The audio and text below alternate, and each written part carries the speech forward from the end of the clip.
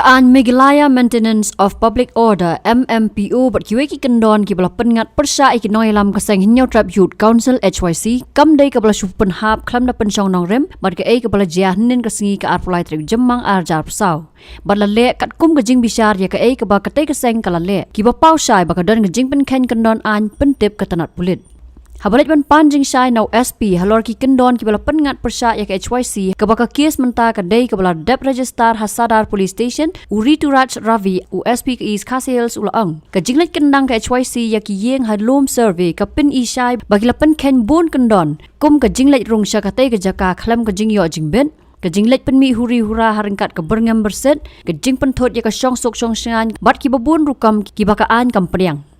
Regarding the incident that happened at Loom Survey yesterday morning, this is on the basis of that and pursuant to that, we have registered a case at Sadar PS under various sections of IPC, including unlawful assembly, rioting, vandalism, criminal trespass, creating enmity between different groups, threatening, and sections of MMPO, which is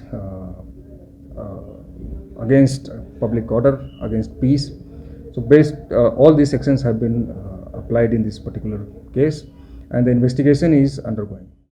Hapoh penting kena baya ki Nongrim ke HYC la Pynngat kes haki babun teli ki Kyndon IPC ki ba kenthop ya ka saus pa san puar saus pa ar punyo saus pa an rupuai san pa an rio shis pa sau pulai shis pa sau pusau bat shis pa sau pusan bat sahinyo teli ki wei pat ki Kyndon IPC barapo ka an MMPO SP ka is khasels la pentep ru ba ka jing kam menta kan long kat kum ka jing toket ya ka baula benrap banaki ni ki Kyndon ki don kat tu kat ni ki balala ban ba jamin.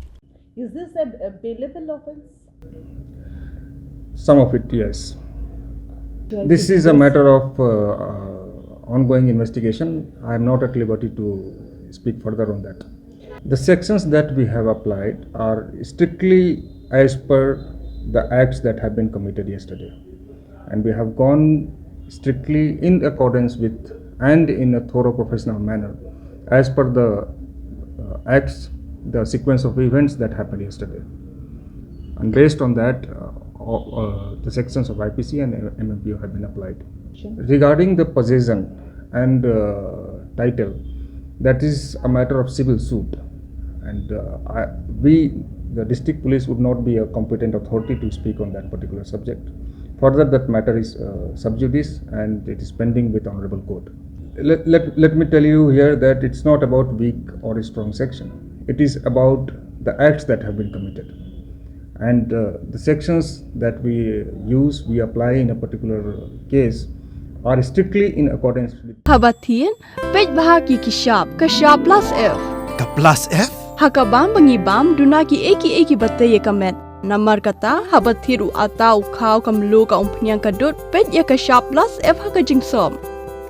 Yaki nutrient kumki vitamin bat ka ayan la icon diat bat ka bathau bha kam khta ka dur jing ki mar bam ka jing mat la ne ka rukom shed yaki balehi banai kita ka don ka we ka jing mentoy ba kongsan ka kot ka khia ka nutrition ba kham bha ka jing im ba kham bha pendon kam daki mar bam modon ka sharp plus F menta kasni Lawan Ra Shafi Lingba ko office jong commissionerate of food safety Meghalaya.